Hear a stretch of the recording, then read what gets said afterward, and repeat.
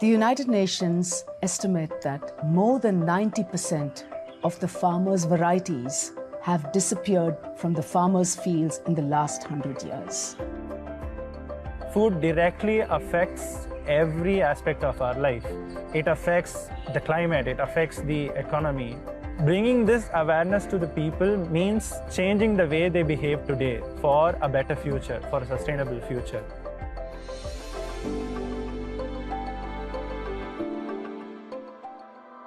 I have had a passion for food and cooking right from childhood.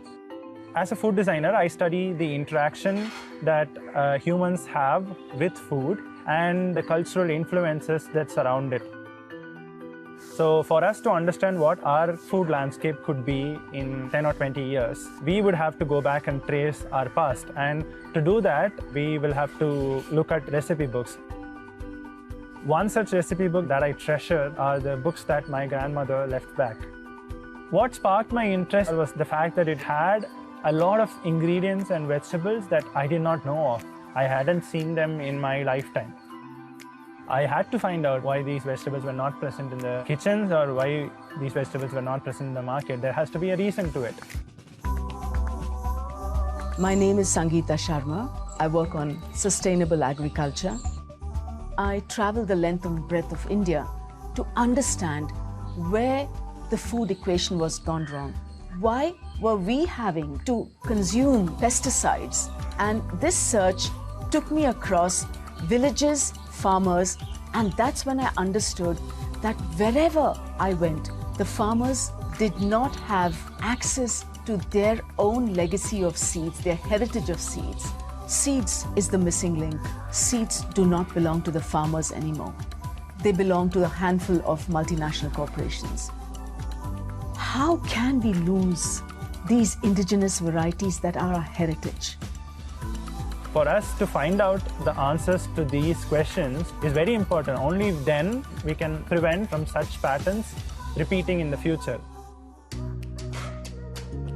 We have over something like 29 varieties of lettuces and about 8 varieties of basil. Most of these varieties will not be seen in supermarket shelves because this food heritage is getting lost every day. This whole chain is controlled by a handful of corporations. It would be sad to see such vegetables being presented in a museum, saying that these species went extinct. We must safeguard the indigenous varieties of not just India, but across the globe. We are blessed because we are connected with farmers across the nation who are growing crops without chemicals. And here today, we support them by providing them the know-how. We help them save their ecosystems' seeds so that they can propagate them and safeguard those varieties that are being lost every day. As I speak, 200 species are getting lost. Who's held responsible for that?